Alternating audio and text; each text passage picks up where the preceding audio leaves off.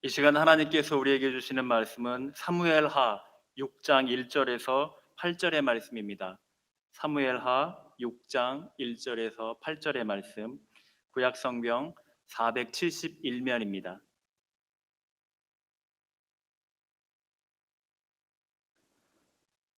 제가 봉독하겠습니다.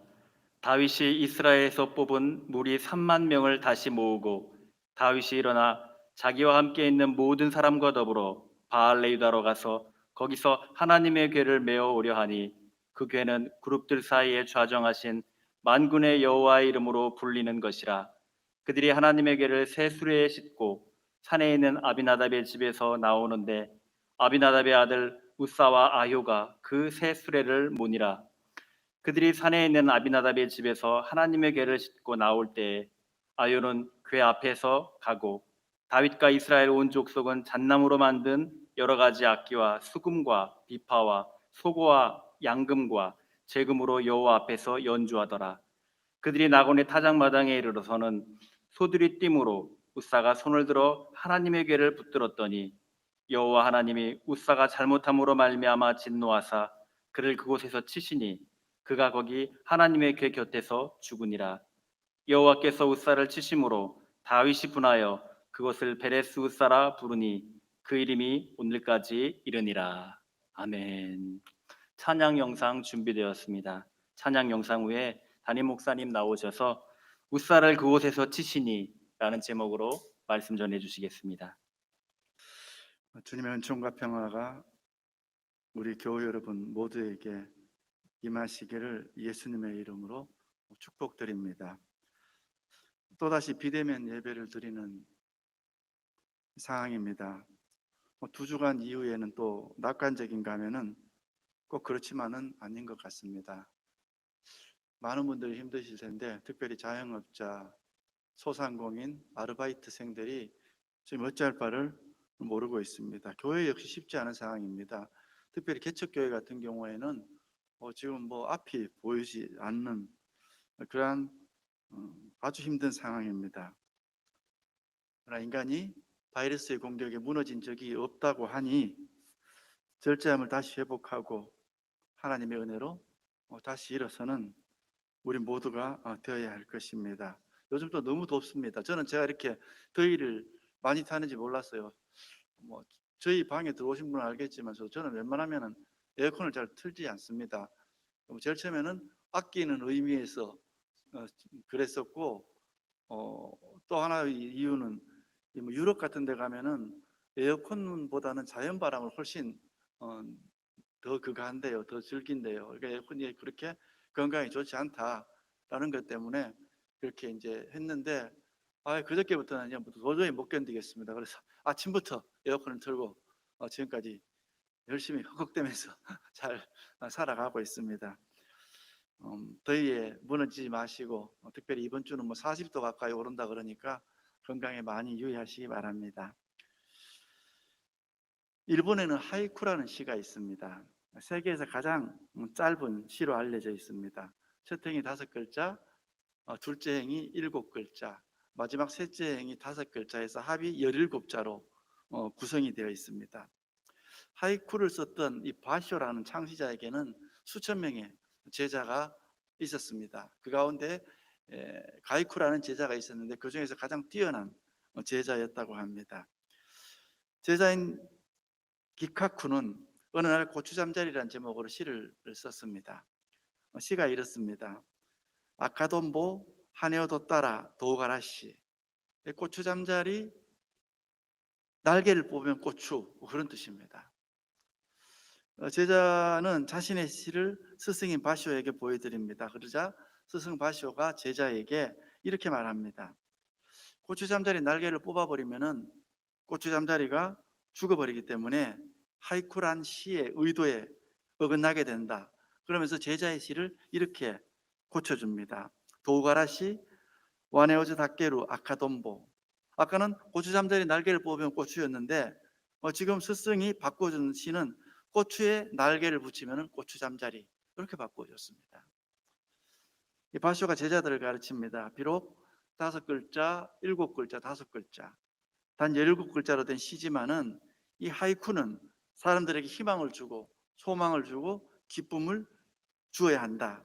인간의 가장 깊은 내면의 아픔과 슬픔을 표현하는 시이기 때문에 생명의 파괴가 아니라 생명의 경의를 가져다 주어야 하는 시다.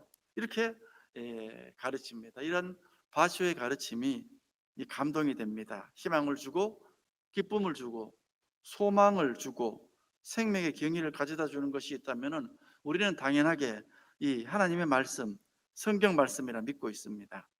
오늘 이 주님의 말씀이, 본문의 말씀이 성도 여러분과 저에게 희망과 소망, 기쁨, 생명을 가져다 주는 복된 말씀이 되기를 소망합니다.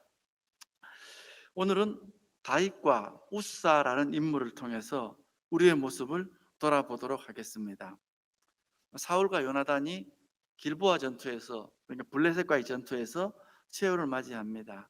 이 소식을 들은 다윗이 두 사람을 위해서 시를 헌정을 하는데 조가를 지어 바쳤는데 조가의 제목이 활노래입니다. 화살 그럴 때 활노래인데 사무엘하 1장 19절에서 27절까지 내용이 그 조가입니다. 이후에 다윗은 하나님께 허락을 받아 헤브론으로 올라갔고 거기서 유다 사람들이 다윗에게 기름을 부어서 다윗은 유다의 왕으로 이렇게 등극하게 되었습니다.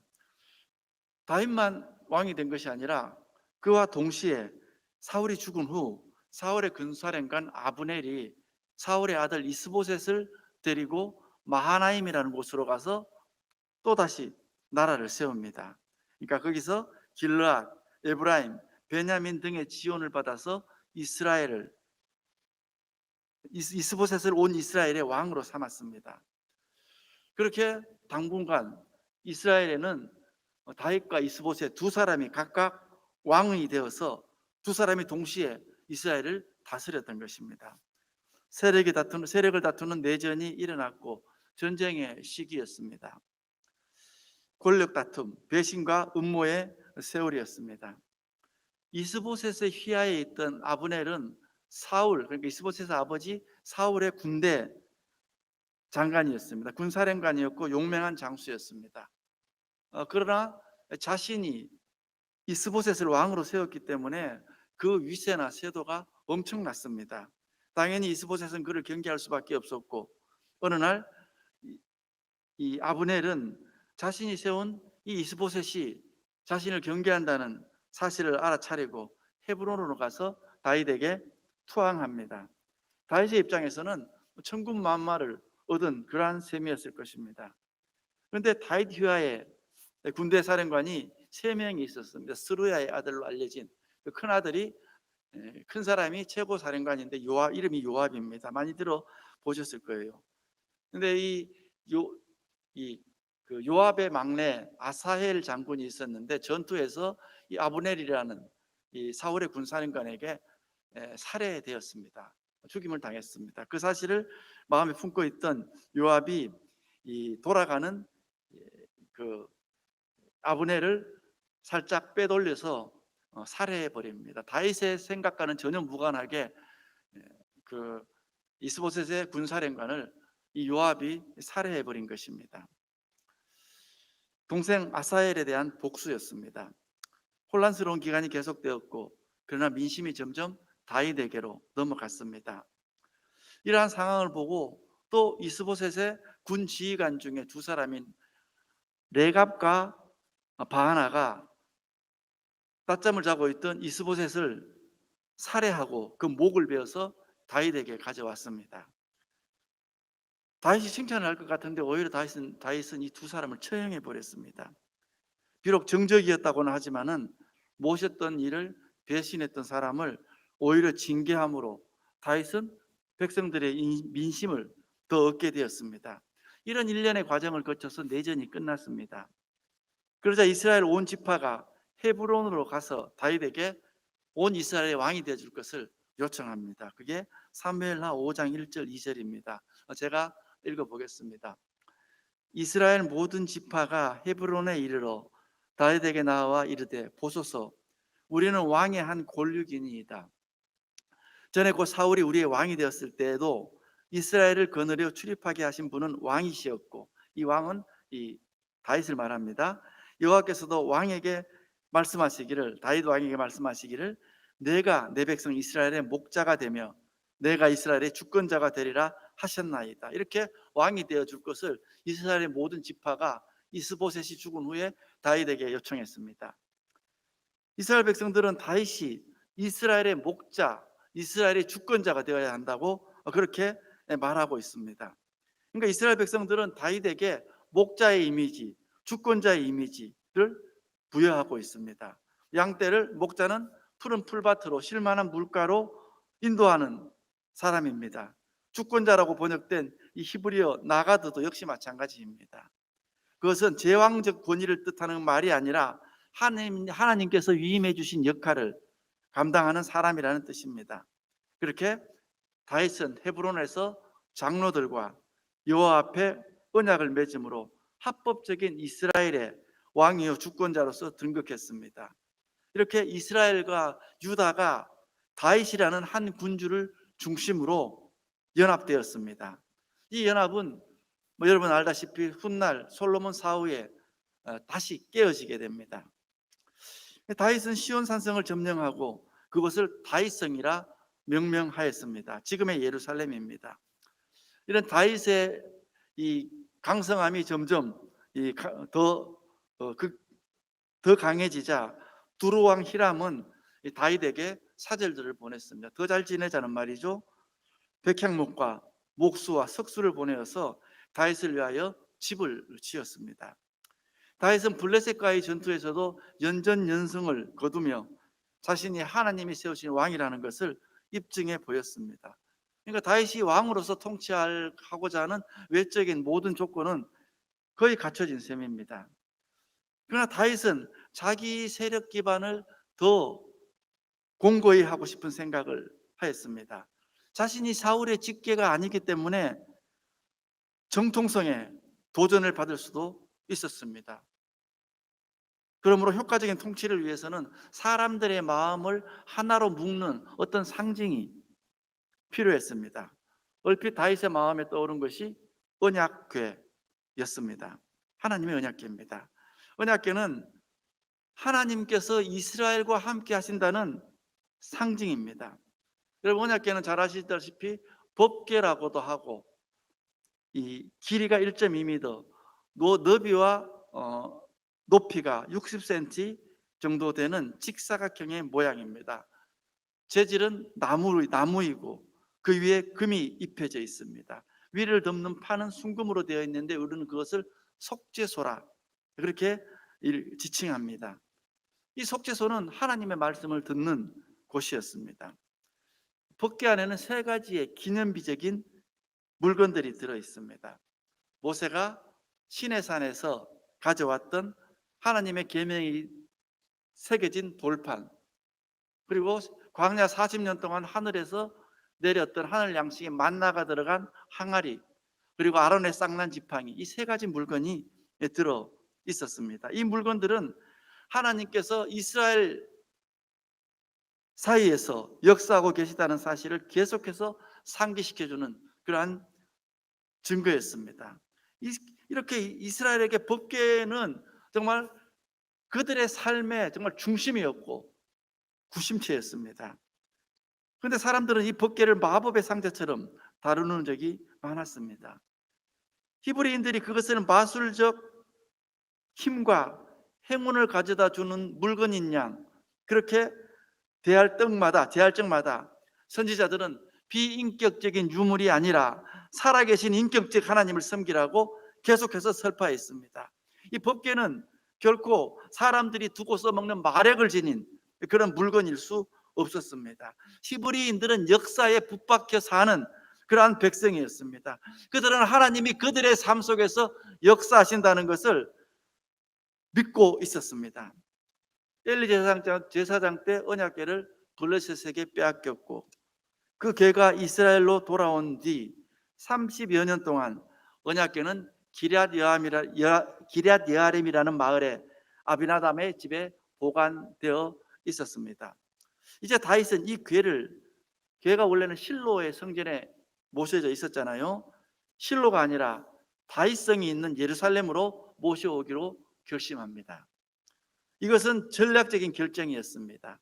신생 왕국의 정치적이며 군사적인 차원의 행동입니다. 이 가나안 정복 때부터 실로의 성소에 안치된 이 하나님의 계는 이스라엘 예배의 중심지였습니다. 다윗은 군사 3만 명을 징집해서 기럇 여아림으로 올라갔습니다. 바알레 유다로 되어 있는데 바알레 유다는 바알라로 불리기도 하지만은 기럇 여아림과 같은 이름이기도 합니다. 다윗은 정말 거대한 장면을 연출하며 온 백성의 시선을 한 군데로 모으려 했습니다. 하나님이 다윗 자신과 함께 한다는 무언의 메시지였습니다. 보아라, 하나님의 괴가 이제 다윗성으로 거처를 옮긴다. 하나님이 다윗과 함께 하신다는 증거가 아닌가. 그러지 어떤 경우라도 다윗의 혈통이나 다른 어떤 것으로도 다윗에게 문제를 삼지 말라, 정통성의 이의를 제기하지 말라는 이 공개적인 이 과시였습니다. 다윗은 법궤를 메우려고 했습니다. 2절 전반부, 다윗이 일어나 자기와 함께 있는 모든 사람과 더불어 바알레 유다로 가서 거기서 하나님의 궤를 메우려 하니, 그들은 하나님의 궤를 꺼내요. 이 그들이라는 게 누구를 가리키는지 어저께 제가 영어 성경도 찾아보고 한글 성경도 번역 여러 개를 찾아봐도 이게 다윗과 같이 갔던 그런 사람들인지 아니면은 아비나답의 두 아들 우사와 아연지를 모르겠어요. 그게 지금 정확하게 표시가 아니 나 있습니다. 지금 현재 한글 성경으로 그대로 따진다면 오히려 이게 우사와 아요가 아니라 바울과 함께 했던 사람들이라고 그렇게 볼 수밖에 없는 것 같습니다. 어쨌든 그들은 하나님의 궤를 꺼내서 황소가 끄는 새로 만든 수레에 실었습니다. 아비나답은 두 아들 우사와 아요 제사장에게 법궤를 예루살렘으로 옮기는 일을 맡겼습니다. 아비나답의 두 아들 우사와 아요가 그 수레를 몰았습니다. 아요가 앞장서서 황소를 끌었고 우사는 그 옆을 따라갔습니다. 맨 앞에는 다윗이 동원했던 이스라엘에서 뽑은 악기 연주하는 자들이 동원되어서 웅장하게 연주를 했습니다. 백성들도 그 압도적인 행렬에 정말 시선이 집중되었을 것입니다. 그런데 한순간 그 들뜬 분위기와 흥분은 두려움으로 변했습니다. 수레가 낙원의 타작마당을 지날 때 갑자기 소들이 날뛰기 시작했습니다. 그 소들이 왜 날뛰었는지 성경은 말하고 있지 않습니다. 수레에 실려있던 하나님의 궤가 떨어지려 하자 우사가 손을 뻗쳐 얼른 그것을 붙잡았습니다. 그런데 성경은 하나님께서 우사에게 진노하셔서 그를 치니 그가 그 자리에서 죽었다 말합니다. 7절 후반부입니다. 그를 그곳에서 치시니 그가 거기 하나님의 궤 곁에서 죽으니라. 그래서 그곳을 베레스 우사라 명명합니다. 베레스 우사는 우사를 시심, 우사를 찢어 발김 이런 뜻입니다. 궤가 떨어지려 해서 잡은 것뿐인데 오히려 우리가 생각하기에는 선한 일을 한 것 같은데 하나님은 왜 우사를 치셨을까? 갑자기 그 평화롭던 그 들뜬 타작마당의 분위기는 하나님의 분노를 상기시키는 그런 장소가 되었습니다. 베레스 우사, 베레스를 치고 찢으심. 하나님은 왜 분노하신 것입니까? 우리가 언뜻 보기에 우사는 억울한 것 같습니다. 억울하게 죽은 것 같습니다. 3절에 보면은 그들이 하나님의 궤를 새 수레에 싣고, 율법에 보면은, 그러니까 율법은 모세에게서부터 나온 것이잖아요. 모세가 하나님께서 받아서 모세는 궤를 운반하는 방법을 자세히 가르쳐 주었습니다. 궤를 운반할 때는 손을 대면은 안 되는 것입니다. 레인들이 궤에 붙어 있는 이 궤에 붙어 있는 네 개의 고리가 있는데 그 고리에 막대기 채를 끼운 후에 그것을 어깨에 메고 신중하게 옮겨야 했습니다. 그것이 율법이 가르쳐주는 법궤 운반법입니다. 예를 들어서 출애굽기 25장 13절 14절 이렇게 되어 있습니다. 조각목으로 채를 만들어 금으로 싸고 그 채를 궤 양쪽 고리에 꿰어서 궤를 매게 하며, 지금 한글 성경에 보면은 그 방법을 이 언약궤를 어떻게 옮겨야 하는가를 다윗은 알고 있었습니다. 이 영어 성경에도 애매하고 히브리 성경에도 이 뜻이 애매한데 어쨌든 우리가 보고 있는 성경을 보면은 다윗은 이 언약궤를 옮기는 방법을 알고 있었습니다. 2절 전반부에 이렇게 되어 있습니다. 한번 읽어볼게요.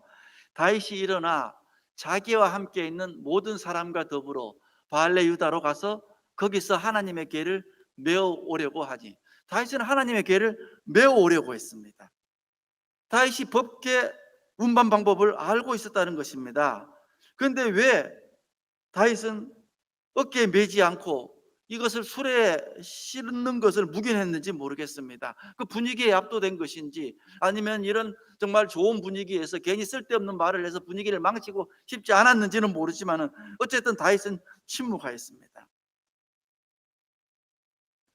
우사와 아요는 다윗 시대에 궤를 돌보고 섬기는 책임을 맡은 제사장이지만 모세의 율법을 무시했습니다.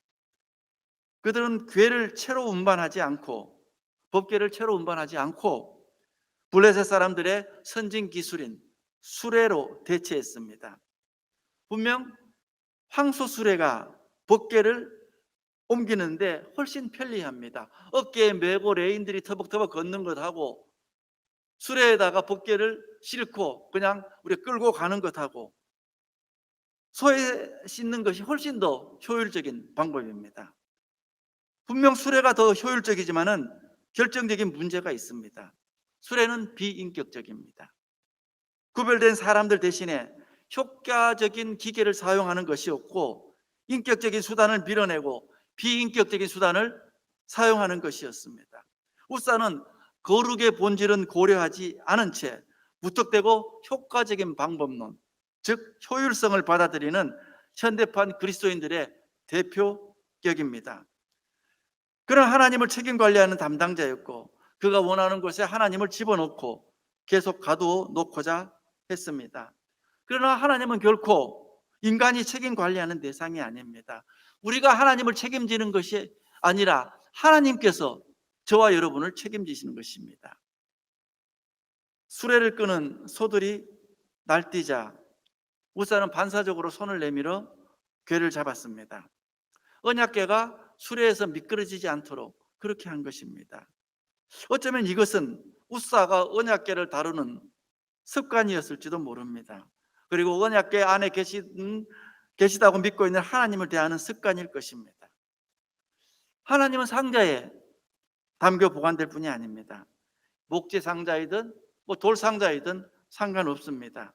우리가 하나님을 돌보는 것이 아니라 하나님께서 우리를 돌보십니다. 우사는 하나님을 상자 안에 모셔두고 세상의 먼지, 진흙 이러한 것들로부터 하나님을 보호해야 할 임무를 자신이 떠맡았다고 그렇게 착각하고 있었습니다. 종교적 영역에서 사람들의 무지로부터 내가 하나님을 보호해야 할 임무를 자신이 떠맡았다고 착각하는 사람들이 계속해서 등장하고 있습니다. 우사의 사건은 하나의 경고입니다. 만일 우리가 우사처럼 생각하고 행동한다면 우리 역시 살아계신 하나님을 마치 죽은 물건인 양 대하는 죽은 사람이 될 것입니다. 우사는 정말 급사했지만, 급작스럽게 죽었지만 이미 오래전부터 서서히 죽어가고 있었습니다. 자, 이제 다윗을 다시 보겠습니다. 다윗은 하나님을 경외했기에 그 법궤를 예루살렘으로 모시려 했던 것이 아니었습니다. 자기의 필요를 채우기 위해서 하나님을 이용하려 했던 것입니다. 여러분, 죄라는 것은 사용해야 할 것을 섬기고 섬겨야 할 것을 사용하는 것입니다. 무슨 말이냐면 돈이든 지위든 물건이든 이것들은 사용해야 되는 것이잖아요. 잘 사용해야지 이것을 섬기면 안 되는 것입니다. 그런데 하나님은 사용하는 것이 아니라 섬기는 대상입니다. 하나님은 섬겨야 하지 사용해서는 안 됩니다. 이게 거꾸로 되면 그게 하나님 앞에 가장 큰 죄악입니다. 소들이 날뛰고 법궤가 수레에서 떨어지려 한 것은 통제되는 것을 거부하는 하나님의 몸짓이자 경고일지도 모릅니다. 하나님의 자신의 편이라는 사실을 만방에 과시하려던 다윗의 의도는 좌절되었습니다. 다윗은 두려움에 사로잡혔습니다. 다윗은 행사를 계속 진행시키는 것이 두려워 행사를 중단시키고 언약궤를 다시 보관하는데 이번에는 가드 사람 오벳 에돔의 집에 맡겼습니다. 여러분, 가드 사람이라는 것은 가드 출신이라는 말입니다. 가드는 여러분 블레셋 땅입니다. 그러니까 오벳 에돔은 어쩌면 블레셋 사람일지도 모릅니다. 블레셋 사람들도 하나님께 쓰임을 받을 수 있는 것입니다. 하나님은 오시지만은 당신의 방식대로 오십니다. 그분의 행동은 우리의 기대나 바람을 항상 채워주시는 것이 아닙니다. 하나님은 다윗 편이지만은 다윗이 하라는 대로 하시는 분이 아니십니다. 오늘 이 예기치 않는 재난에서 드러난 것은 거룩한 언약궤를 우리가 함부로 다룰 수 있는 그 쉬운 것이 아니라 위험한 것이라는 사실입니다. 더 귀한 사실은 하나님께 절대적인 자유가 있다는 사실을 오늘 사건에서 하나님께서 드러내십니다.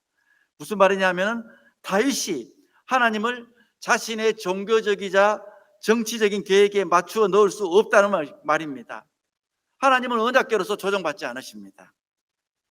이 사람을 겸손하게 만드는 이러한 경험이 베레스 우사라는 지명에 확실히 표현되어 있습니다. 교회에 정말 긍정적인 역사도 많지만서도 그만큼 또 교회의 흑역사, 어두운 역사도 참 많이 있었습니다.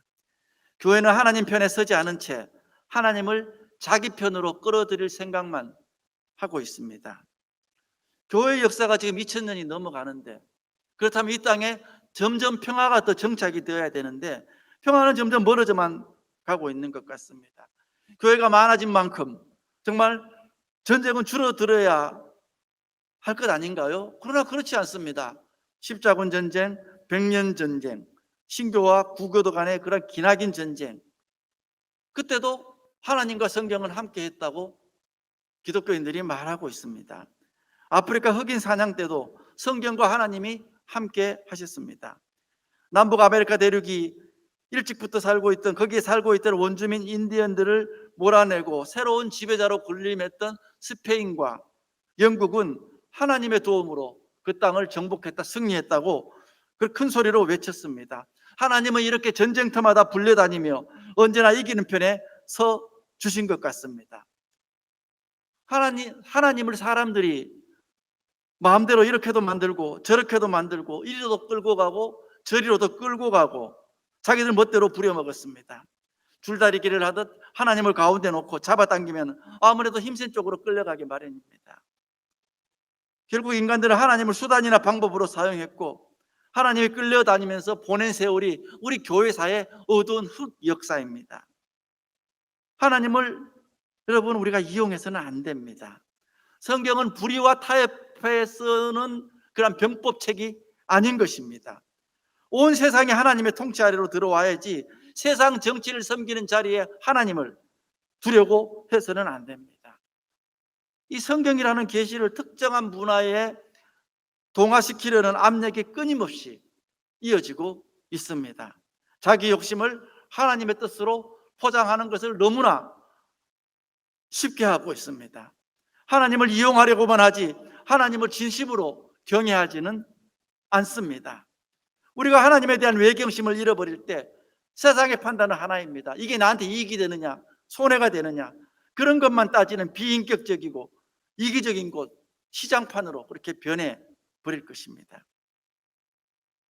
다윗과 우사 두 사람 다 하나님을 이용하고 하나님을 통제하려고 했습니다. 그래서 하나님은 베레스 우사로 하나님의 마음을 표현하셨습니다. 저와 여러분도 우리 모두도 그동안 하나님을 사용하는 일에만 몰두한 것은 아닌지요. 어리석은 우리들은 늘 하나님의 마음을 잃는데 실패하곤 합니다. 어려운 시간들이지만은 그렇게 우리가 더욱 믿음과 인내와 사랑을 가지고 하나님을 바라볼 필요가 있습니다. 하나님을 내 편으로 만드는 것이 아니라 내가 언제나 하나님 편에 서고 또 주님의 은총으로 주님의 마음을 읽고 주님의 역사를 우리 삶 속에서 경험해 가는 어려운 시간이지만은 그런 복된 은혜가 여러분들에게 내려지기를 우리 주 예수 그리스도 이름으로 간절히 축복합니다. 기도하겠습니다. 하나님 감사합니다. 쉽지 않은 시간들입니다. 그러나 하나님께서 저희들에게 은혜를 베풀어 주시어서 하나님을 자꾸 내 편으로만 끌어들이려는 그런 어리석은 행위를 우리가 멈추고 우리가 하나님 마음 안에 하나님 편에 언제나 거할 수 있는 그런 믿음의 눈, 영적인 눈을 허락하여 주시옵소서. 그래서 정말 하나님 마음에 합한 하나님 나라를 향한 하나님의 사람들로 저희가 힘들지만은 복되게 살아가는 우리 교회 다 되게 하여 주시옵소서. 예수님의 이름으로 기도하옵나이다. 아멘.